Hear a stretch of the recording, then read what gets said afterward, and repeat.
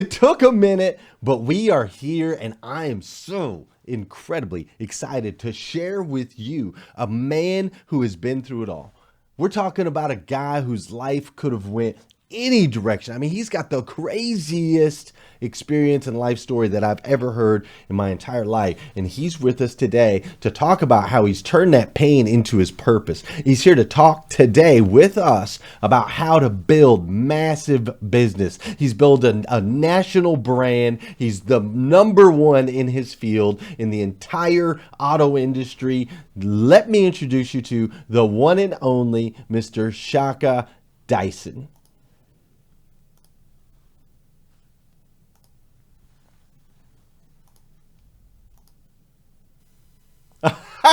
Hold on. Why did it do that? I had your video pulled up, Shaka, and then it went away to the different one. Hold on, Shaka. We got... Shaka, I'm just going to bring you in. I'm just going to have to bring you in. Let me see. Hold on. Let me try one more thing. One more thing. I really want them to see this video. It's so good. Here we go. Let's make sure we're on the screen share. Yeah, we are. Okay, good. There it is. Shaka Dyson right here, man. Good friend of mine. We're doing some business together.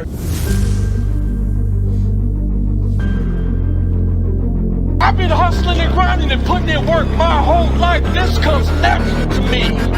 Shaka's the best, baby. He is the best.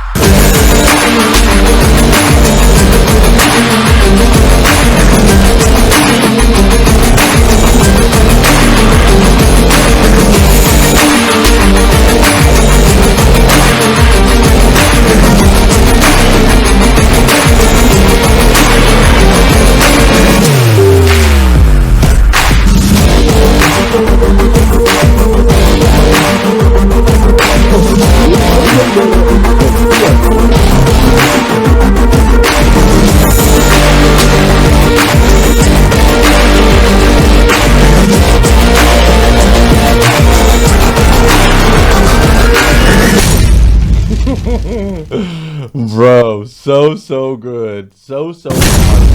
Here it goes again on replay. So good. So powerful. Everybody, I'd like to introduce you to the one and only Mr. Shaka Dyson. What's up, Shaka? How are you, sir? I am good. Auto industry. Oh, I can hear you. I can hear you watching the show. You doing good? Yeah, man, I'm doing excellent, man. You know, technical, you know how it is, man. You got all the technicals going around, man. Hey. Yeah, man. Listen, I'm as fired up about seeing the show as everybody else. Come on with it. It's going to be great, my man. It's going to be great. Thank you for taking the time. I know, like you said, we've had some technical issues. I'm continuing to have some technical issues right now. I just lost all video. Where did I go?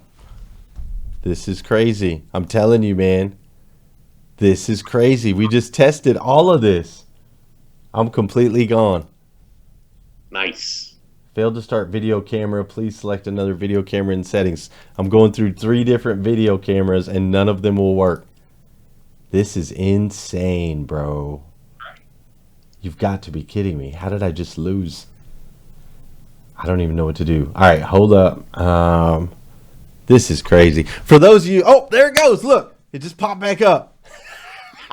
Shaka, what's going on, dude? We've been quit, man. We've been on for 40 minutes doing this. People are like, man, get your stuff together. Listen, everybody out there, those of you that are watching, that are joining us here today, I appreciate your patience as we get this thing started. And I just lost video again.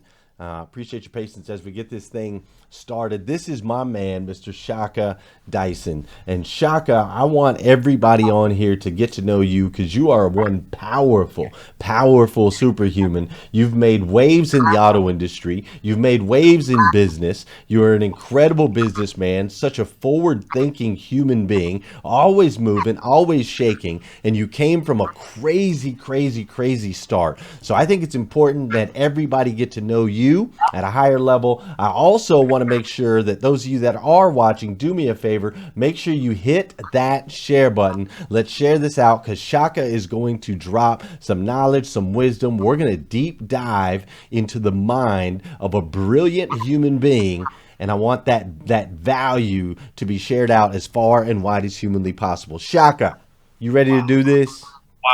Wow. That's all I can say. You know what I think about when I hear those type of intros about me. You know what I think about, man? I think about, when I started in this thing, man. I think about, when I was 18 and I was 19 and I was struggling, man, and I was walking and I was living in poverty, man, and I was driving vehicles with engines that didn't work, man, and I remember wishing and just hoping and thinking about one day my life being something remotely close to what it is now, man. And I just think about, man, I'm 41 years old now, and I can remember the struggle back when I was 18. Right. And I just think about, man, to be at a point now where I have somebody such as yourself give somebody like me that type of intro, man, I take pause. I'm humbled. I'm thankful. And I know this, man. I know that as far as I seem to have come, man, I've got a whole lot more work to do, man. So I appreciate you, man. I appreciate being here. Yeah, man, more to do. That's what I love, and that's what I've been learning as my career has gone along, and as I've grown as a human and experienced more things. The true champions are always wondering, like, what else can I do? Where's there more? Right? There's no finish line. Before we go too deep, I want to do something real fun with you real quick. I want to get to everybody to get a chance to get to know you as people are filing in here, and they're on their way home from work, some of them, and whatnot. I just want to get to know you a little bit right out the gate. First things first. So I'm going to ask you three of your favorites. Okay. And then I want to do something fun with this. So I'm going to ask you, what is your favorite this? But then I want you to not only tell us what your favorite ish is, I also want you to give me like a 2-minute powerful motivational speech on that topic, on that particular thing. You ready? It's going to be fun. Yeah, all right. So the first thing, Shaka, I need to know, what is your favorite book, and give me a 2-minute motivational speech on why that book was impactful to you. 100, man. That one is pretty simple, man. My favorite, because I got a couple. Okay, so my favorite would be the 10X Rule by Grant Cardone. That is my favorite book. Chapter 20 talks about omnipresence. And that really opened up my eyes. So the reason why the 10X Rule is was a game changer for me and so powerful for me was because, it allowed me to open my eyes up and see that whatever it is that I was doing at that point in my life that I got that book, that I wasn't doing enough, that I was letting other people influence me, and I wasn't digging in deep to my own self and believing as hard in my own self that all I need to do is do more in order to create the success and the world that I want to live in. All I had to do was do more. So the 10X Rule says that whatever it is that you're doing, 10X it, multiply it. And, some people, they'll look at it and say, hey, I need the 20X, I need the 100X. Well, whatever it is that you're doing is saying, do more. Do less of the excuse making. Do less of the excuses masked as reasons, and do more. Dig deep, believe in yourself, have confidence, and push forward through all challenges.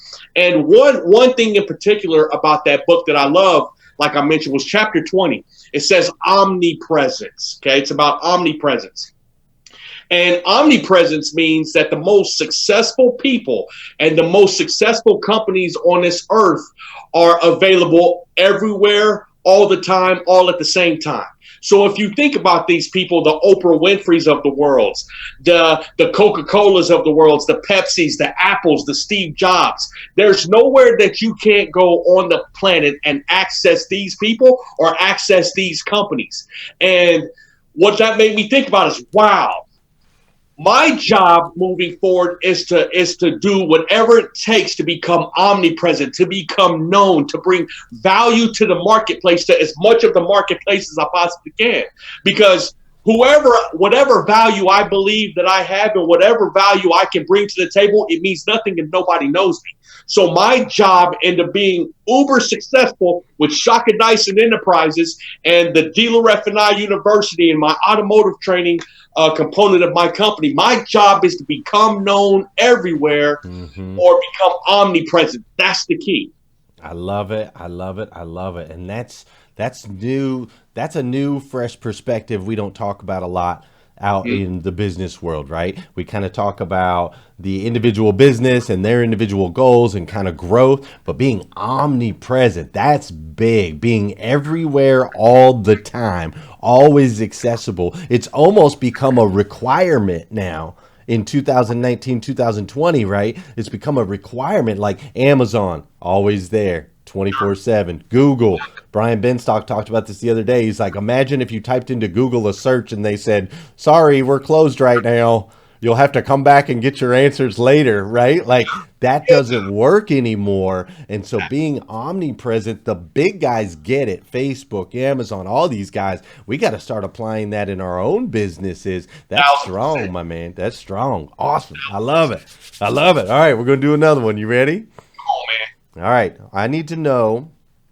I want to know who your favorite, I know you love speaking, so who is your favorite motivational speaker? And can you take something that you learned from them and give me a 2-minute motivational speech on that topic right now? Man, come on. That's too easy. You serious? That's too easy. That's my man, E.T. That's your good friend, you and my man's E.T. Eric Thomas, man. Right. When you want to breathe as bad as you want to breathe. Right. How bad do you want your success? So here's the deal, man. Some people want it. Some people kind of want it. And then some people will die for it. Right. So you have to decide which side of that equation you're on. Some people kind of want it, man. They wish for it. They hope for it. They think about it. It's just an idea. And then some people put in action, man. Some people put in the dukes and they swing and they're willing to die for it. When I was small, when I was little, man, and when I was struggling, when I was in poverty, man, and when I was just trying to make a way for myself and my baby girl, my daughter that I had when I was 18, when I was living in that building, that run down, raggedy building, when I was driving those cars that would only make it a couple of weeks at a time before they broke down, when I was having to walk, when I could barely pay my rent and having my lights cut off, it was because I kind of wanted it. I had the idea, man. I had the thought. I kind of wanted it. But now at this stage in my life, dude, I'll die for it. I'll die for it. That means that there is absolutely nothing on planet Earth that will stop me from being successful because I will give it all up for it. Right. I will die for it. So that's the side of the equation that I live on now. And I got to tell you, it's been way more fruitful than back when it was just a hope and a wish and an idea. Come on, man. It's like they say, right? When you look at the breakfast, right? You got the eggs and the bacon, right? The chicken was involved, but the pig was committed, willing to die for it. That's the difference between those that win at a massively high level and those that, you could skate by.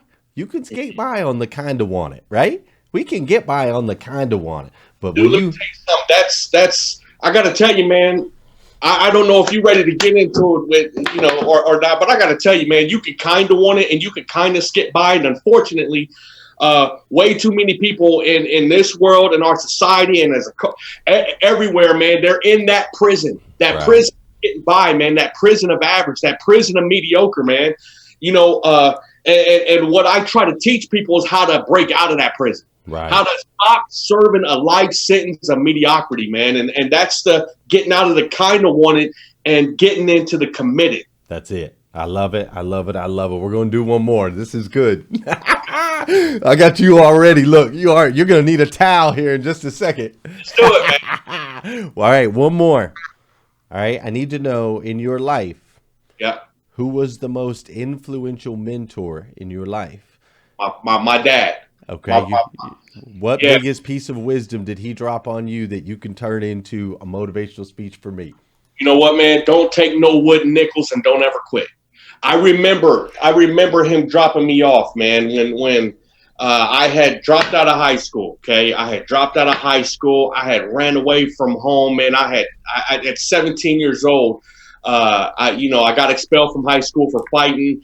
Never went back. Dropped out. Matter of fact, they went to work. My parents went to work. I packed up and I ran away and I moved to New York. So I hopped on a Greyhound bus and the next morning, 6 o'clock in the morning, I was walking the streets of New York City. Crazy.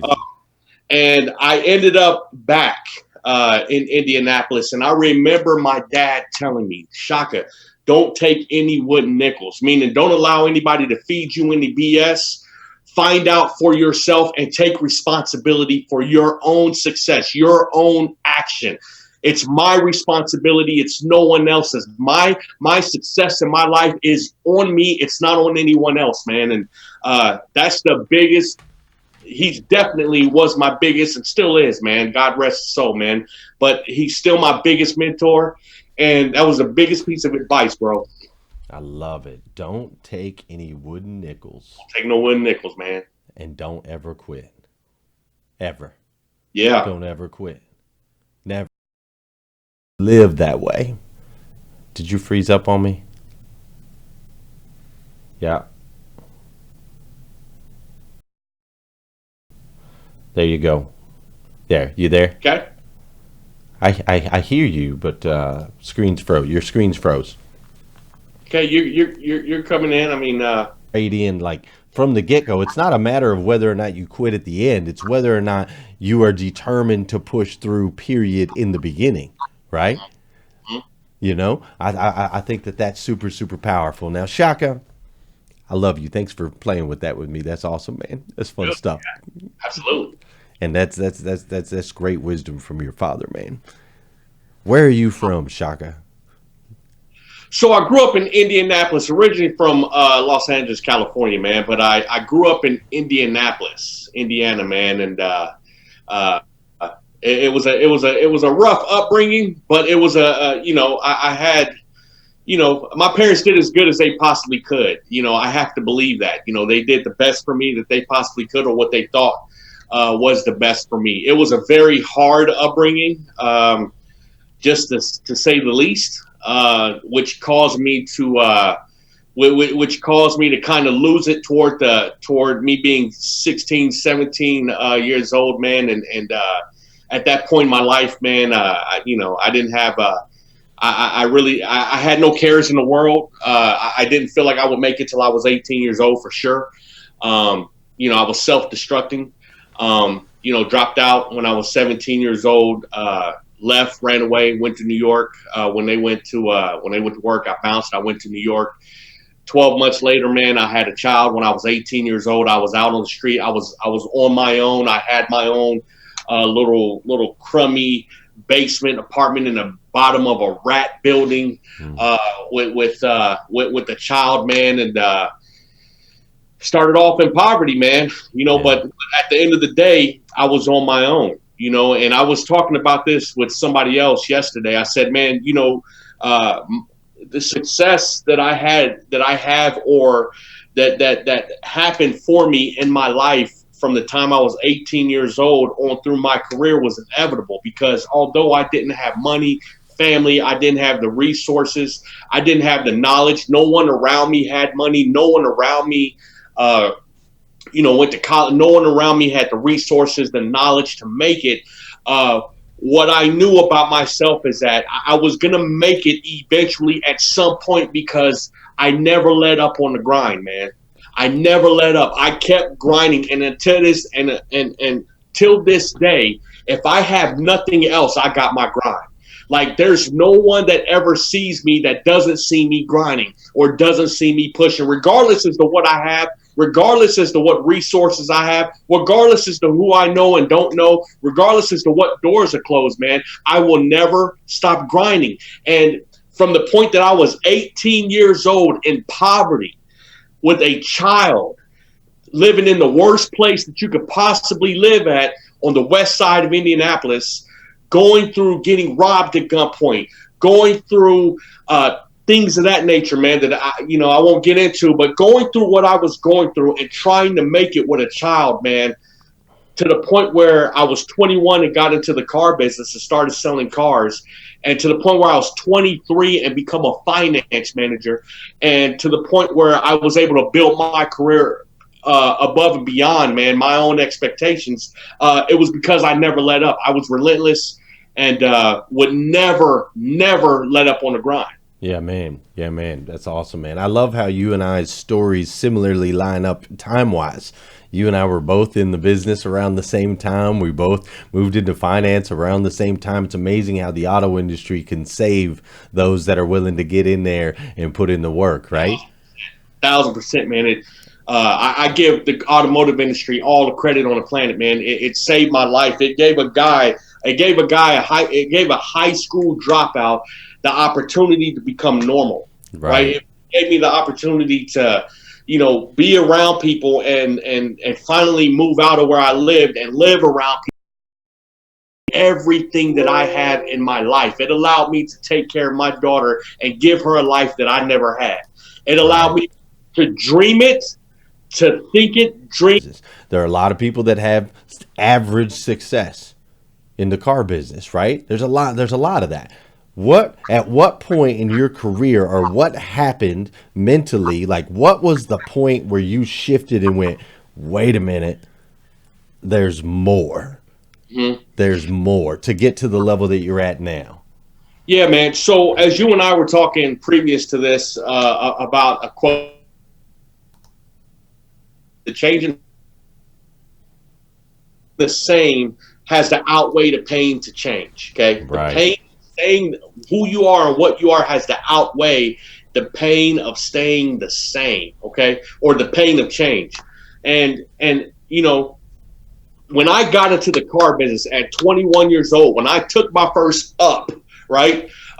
When I sold my first vehicle, my 1999 green Dodge Ram Sport, at Hubler Dodge on the south side of Indianapolis in March of 1999. At that point in my life, man, my why was different. Okay, I was 18 years old. My daughter was going on 3 years old at that point in time. I had full responsibilities at that time. The weight of everything started with me. It was on my shoulders. So by the time I got the opportunity to get into the car business. See, getting into the car business and selling cars around other people that I perceived to be successful within that showroom. See, when I started there, I didn't see it as a job. I saw it as an opportunity of a lifetime, because I always thought that because I was a high school dropout, I was a step back from other people. Sure. I always had an inferiority complex because I was a high school dropout. And everyone who talks about any type of success always talks about college. And I was like, college, man, I don't have a college degree. I don't even have a high school diploma. So when I got the opportunity to see, to get into the car business and sell cars, and I saw what was possible, meaning I started selling cars, and they told me, hey, that guy over there, he made $85,000 last year. And that guy over there, he made $120,000 last year. And I said, wait a minute. What? And he sells cars, and he made $85,000 last year. and that guy, he made $120,000. I had never met anyone in real life that made $100,000 a year. And I said, wait a minute, that dude made $120,000, and he does the same things that I'm going to be doing. Right. It's over. That's all I needed. All I needed to know was that it was possible, that I was in the right place. I had all the right tools. I had all the right resources now in that dealership, and it was all on me, and that I was going to get what I gave. Right. It was over. That's it. I deep dove into it, man, and my mission was to leave no stone unturned and go as hard as I possibly could. And I changed my mentality from being interested to being committed. Come on. Mm-hmm. From interested to committed. I love it. I love it. I love it. Shaka, if there's somebody else out there, like, how do you do what you do, right? You travel around with, and obviously you've got the high energy, the tenacity. You've always had that. You've had that. But you have this ability to walk into stores and affect change in people. Every store you've gone into, you've been able to affect change in people. I know the numbers from behind the scenes. I see the numbers. I know the type of effect that you have every time you walk in. Sure. How do you, for the leaders that are watching our show today, how do you affect change in people to where they have that same tenacity that you have, where they see the opportunity ahead of them, they see what they can do, and they give it all they got? How do you affect change in people like that? So what you have to do, man, is you have to pour into what they aspire for. What that means is everybody is different within a store, within a group, within a company, not just dealerships, but within a group and within the company. Everybody has different aspirations. Everybody's different. But I have to pour into what they want out of themselves. And then I have to pour into and focus on what we want as a team out of that dealership. I have to get us all on the same page and pushing toward a common goal. That's the very first thing. Listen to me. I teach by the 5 Ps. Can I cover it real fast, briefly? Yeah. I teach by the 5 Ps, okay? The right people with the right purpose, with the right pay plan, doing the right process, giving the right presentations, get the right production. And it all starts with the right person. The right person. In your dealer group, in anyone's dealer group, they have to have something that they focused on, a target, right? And Zig Ziglar said it best. He said, if you aim at nothing, you'll hit it every time. The problem is that most people just are interested. They're not committed. And when they're interested, they don't have a target.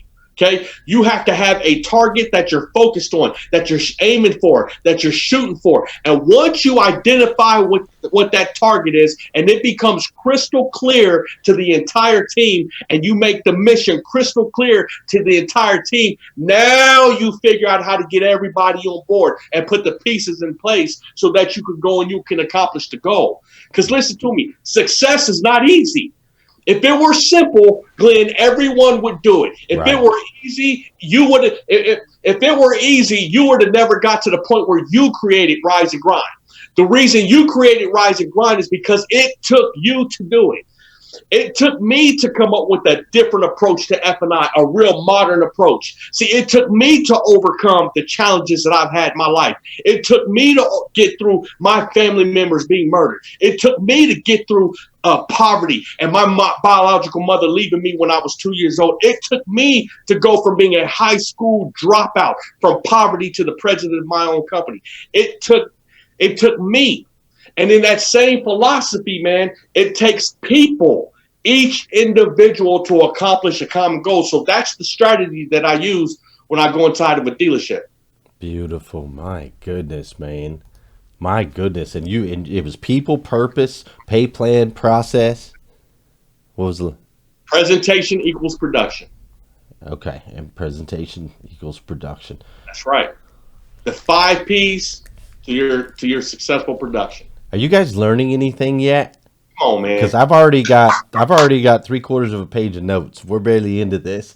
If you're learning anything, best thing we can do to honor and value Shaka is make sure to share this out. We want to share the wealth of knowledge with as many people as humanly possible. Okay, so let's dig into this a little bit. Let's do it. Without talking very specific. Well, we'll get there. First of all, people. Who are the right people?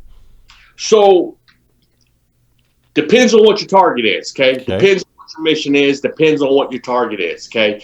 In business, whenever you want to create success ethically, and you want to create success the right way, specifically inside of dealerships, you have to have people who are driven, who have strong work ethic, who are honest, who have integrity, who are like-minded, who have goals in their life.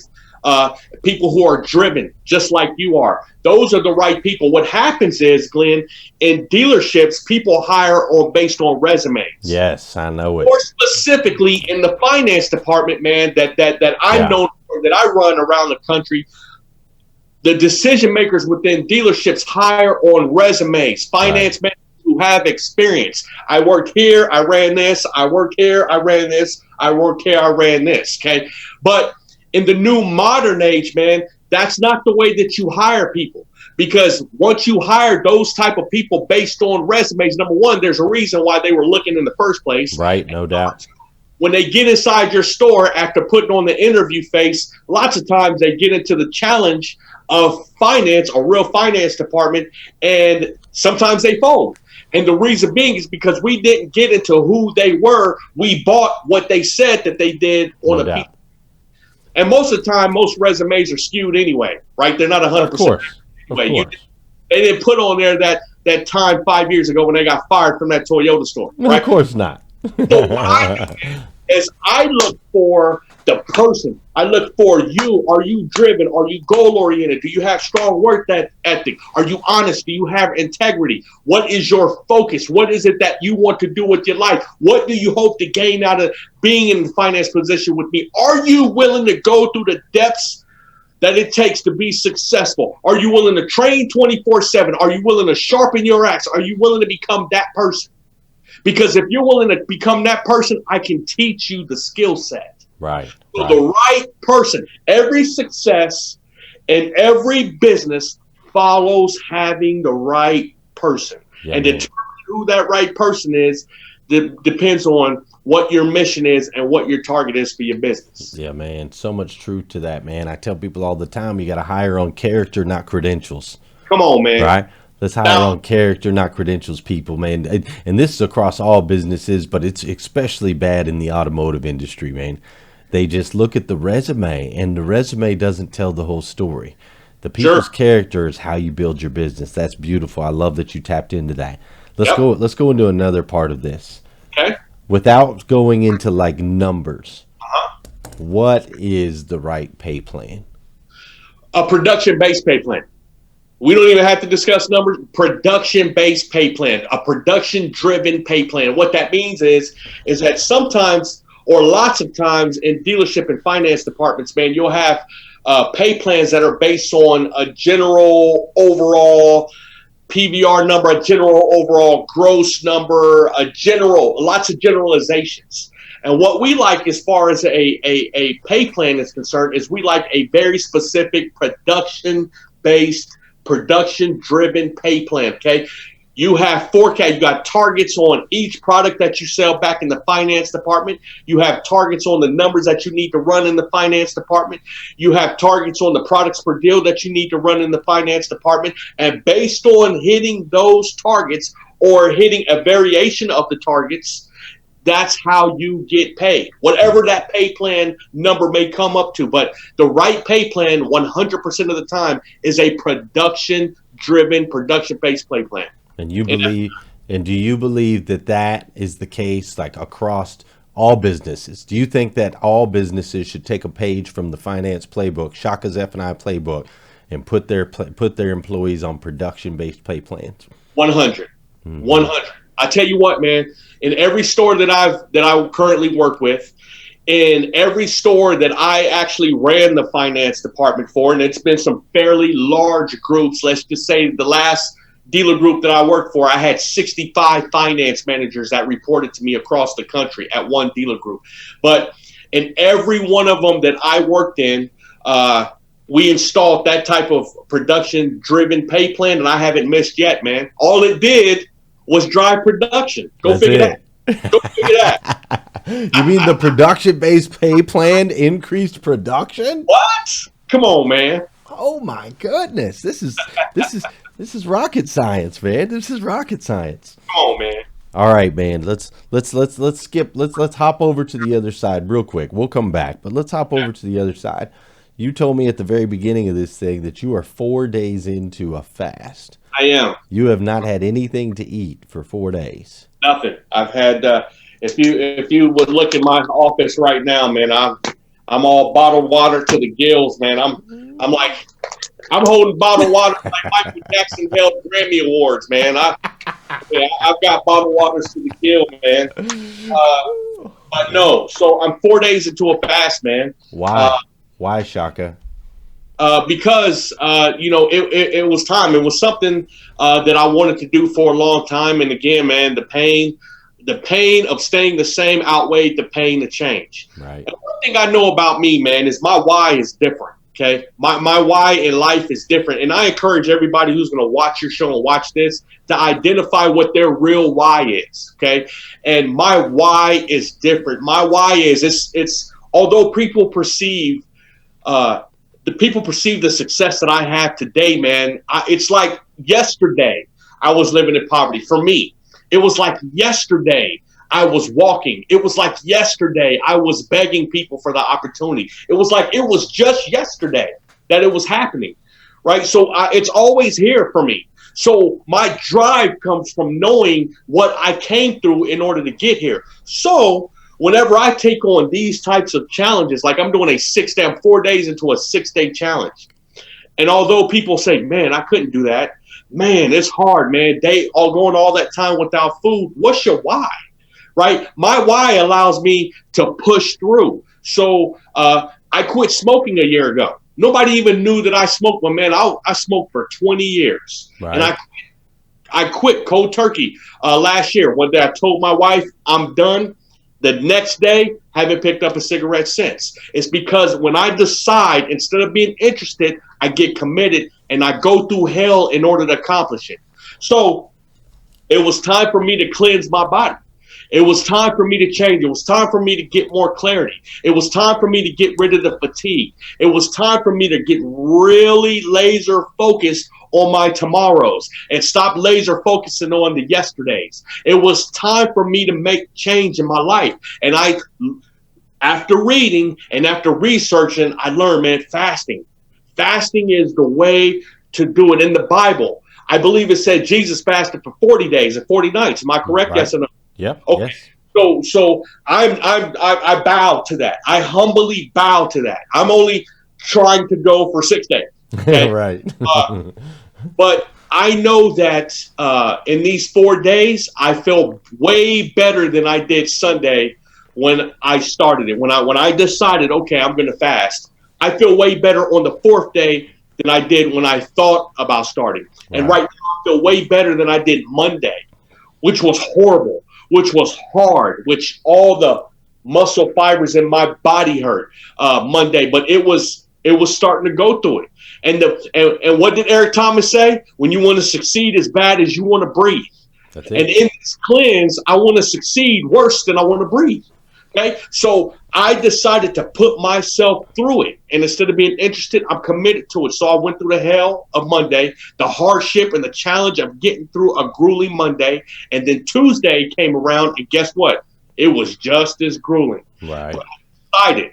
And so I pushed through. And although I had insomnia at night, my body was achy, I still pushed through. Wednesday, it was a little better. And, man, today is Thursday. This is the 4th day. And I feel better than ever. If you can't tell, I feel better than ever, man. Right. I love it, man. I love it. There's so much to that. If you just hopped in, you're going to want to make sure you go back and rewind that when we're done with the live here, because there's a lot to that. When the pain of staying the same hurts more than the pain of change, that's powerful. Making sure you're full on committed, that's powerful. Making the decision and knowing that it's going to suck. It's going to hurt. 100. But staying the same is going to hurt you even more. I absolutely love that, man. It's like I'm doing this water thing for a year, 365 days. Now I'm eating food, but I'm not drinking anything but water for 365, and it's stinking hard. And it's really, really hard. I haven't enjoyed really any of it. It's gotten easier. I just do it now. Like, it's just natural. It's just habit. I still miss my stuff, but it was a decision that I made with myself. I'm not drinking it for nobody else. This isn't for anybody else. It's for me. And that's all of my successful friends. I find that they're very good at that right there. They're very good at making a decision that's for them and sticking to it. And I think a lot of my friends, that don't win at super high levels, that's where they struggle. They can keep their commitments to other people, but they have a hard time keeping commitments with themselves. And I think that's a key point that people really need to make sure to tap into that. Be like, all right, do I keep commitments with myself? Because that's where true success is going to come from. I love it. When you look back and we know where you came from, is there anything now that you would go back and teach young Shaka at maybe an earlier day? Like, obviously the things that you went through built who you are today. I get that, right? Like, I went through a lot of things, but if you could go back to a certain point in time, would you maybe go back and what would you teach young Shaka that could advance you even, and maybe it's not young Shaka, maybe it's 5 year ago Shaka. Maybe it's 10 year ago Shaka. Is there anything you know now that you'd go back and teach a younger version of Shaka that you think maybe would have propelled you a little bit faster, a little bit further? You wouldn't have had to go through so much pain. Yeah, 100%, man. I would teach, the first thing I would teach young Shaka is to get the first thing I would tell him to change is the people that he's around, man. I would tell him to change the people he is around, to start surrounding himself with people who are where he wants to be instead of people who are currently where he's at. That's the first thing I would tell him. Because, man, let me tell you something. When you're poor, and I'm talking about poor, I'm not talking about, just you got a little bit of money. I'm talking about real poverty. Okay, when you're poor and you're living in the same buildings as other poor people, you don't realize how poor you are. Listen, I had no idea when I was 18 years old that I was living in poverty. All I knew was I was poor. I didn't know it was poverty and that I made below the poverty line. You want to know how I figured that part out? The lady at H&R Block, when I walked over there hoping I would get a little return on this little bit of money, she told me, Shaka, here, you're going to get a $3,000 refund because you made below the poverty line. I had no idea what a poverty line was. Right. And everyone that I lived around in the same buildings, man, they're as poor as I am. They're all struggling like I am. Every household in there is dysfunctional, man. They got drugs being sold outside, prostitutes walking outside. Everybody's driving a hoopty. No one drives a model year car, a modern car. All of us drove old beat up vehicles. The engine ran sometimes it don't. It was hard. But I would say surround yourself with the right people, with the people who are where you want to be. That's a benefit that I use now. See, I now am a business owner. I am now the president of Shaka Dyson Enterprise, of Dealer F&I University, of the Closers Masterclass seminars. I now run those. I am now the president of it. And now I am surrounded by people who have high net worth, who are worth well into the 6 figures, well into the 7 figures, some into the 8 figures, and business partners with a man worth $1 billion. So the first thing that I would say is surround yourself, change your surroundings. Because listen, when you're poor and living in poverty, and you surround yourself with everyone who is poor and living in poverty, it's comfortable to you. It's comfortable because you can relate. You can have the same conversations. Sure. But I promise you, like I told you, before I started selling cars, I never met anyone in real life that made 6 figures. Never. And so when I met that person, it changed the game for me. So that's one of the single most important thing I would say is change your surroundings, change the people that you are around. And then when you identify who you are, what your purpose in life and what your mission is in life, instead of being a product of your surroundings, now you turn your surroundings into a product of you. Come on. Now you turn your surroundings into a product of you. I love that. You said when you're around the people that are doing the same as you, it's comfortable. You're comfortable. That's right. When we get around those people that are at different levels, it's the opposite. It's uncomfortable. That's right. And all of our growth as human beings on this planet, all growth comes from struggle, which usually stems from us being in uncomfortable situations. That's right. So That's it right. makes sense. The more uncomfortable we can make ourselves, the more we are forced to grow. Mhm. And growth is the key to success, That's right. right? That's right. There, 1,000%. there is no long-term success without growth. Period. I don't care I don't care if it's worked for you before. I don't care if you've had some success for a while.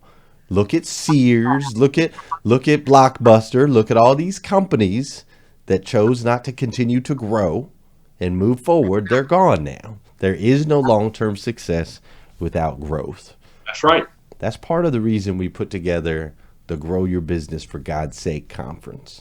August 16th and 17th, Nashville, Tennessee. Now, Shaka, you're going to be joining me in Nashville. Mm-hmm. It's me and you, and I just think it's the coolest thing ever. Like, I was talking to my wife about this the other day. I said, I think it's the coolest thing ever that when me and 7 of my friends get together, it's called a conference. It's called a conference because it's you, it's Lisa, it's Brian, it's Sharon, it's Brewster, it's it's just power, it's just fire. And really we could just get together and hang out in a hotel, and we could help each other and spur each other on and put ourselves in uncomfortable situations. But why would we do that? Why not? Let's get together for a weekend and then let's invite everybody, right? Let's invite everybody so that we can pour into them. I'd like you to tell some people a little bit about how you ended up on this stage for Grow Your Business for God's Sake and why it's so important for them to come join us. Mm-hmm. So how I ended up on this stage was based on my last statement, surrounding myself with the right people. Since I lived in poverty and the lessons that I learned living in that type of background and struggling initially when I was an adult, at 21 years old, I made the decision. Once I saw the opportunity to become better, to become successful, or what I perceived to be success. I decided to pursue success at all costs. And what I did was I went out and I got every single resource that I possibly could that talked about success, that discussed success. I remember a funny story, man. At the dealership that I worked at, can I tell this funny story real quick? Of course. Dealership that I worked at, this is no lie. The dealership that I worked at, I was the second youngest salesperson on the floor. I had a buddy of mine, good friend of mine named Spoon. His name was Brad Spoonmore. Okay, he was on the next desk down. Okay, as a salesperson, he ended up getting let go. Don't know what happened. He ended up getting let go. But you remember when we sold cars, what we do? Somebody get let go, we go through their desk. That's right. That's all that stuff. Right? So I went through his desk. And I found a book. It's called Success is a Choice by Rick Pitino, the basketball coach for Kentucky. I'm sure you know who he is. We know him well. Success is a choice. I swear to you that book changed my life. I took that book back to my apartment. I had no furniture, so I remember laying on the carpet in my 1-bedroom apartment reading Success is a Choice. Right. And that opened my eyes up to the possibility of what was out there in life. This is your life. Success is your choice. And so what I did is I surrounded myself with people who are where I wanted to be. At that point in time, I decided right then that I was not a victim. I decided right then that I would be successful no matter what. I decided right then that if I don't spend the rest of my life being successful, that pursuing success would take my life. That's what I decided. And so I got into motivational speaking. I decided way back then that I wanted to be a speaker, and I would speak anywhere to anyone who would listen, to any group that would give me the opportunity. And throughout my career, I've been put on this place. I've spoken in this room to 10 people, and I've spoken at conferences with 500 people. And it's funny, when you start moving in those circles, man, you start getting around like-minded people who pursue success the way that you do, i.e., Nell Delgados at the higher level, i.e. the Brian Benstocks, i.e. the Glenn Lundys of the world, i.e. the Lisa Copelands, i.e. all the successful people. And so I surrounded myself with those successful people, and that's how I ended up on this stage, because I've spoken at conferences with them before. Right. And so we all know what we all bring to the table. And I'm going to tell anybody who's going to watch this, I'm Shaka Dyson. I'm not different than you. I didn't start off different than you. I didn't start off with a silver spoon in my mouth. No one showed me the way. No one said, hey, I'm going to do this for you, Shaka, and all you have to do is do this, and you can get this. That's not how it worked. That's not how it worked. Inches, every inch, crying, pain, going through challenges, trying to figure it out, trying to meet people who are different than me, who are in different circumstances and situations. That's who Shaka Dyson is. I inched my way up from poverty to president. I inched my way up.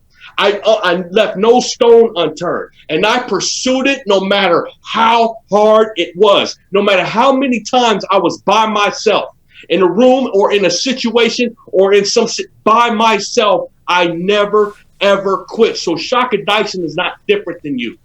Shaka Dyson has just figured out a way for himself and for his family and for his community. Shaka Dyson has just figured out some ways to be successful in business now.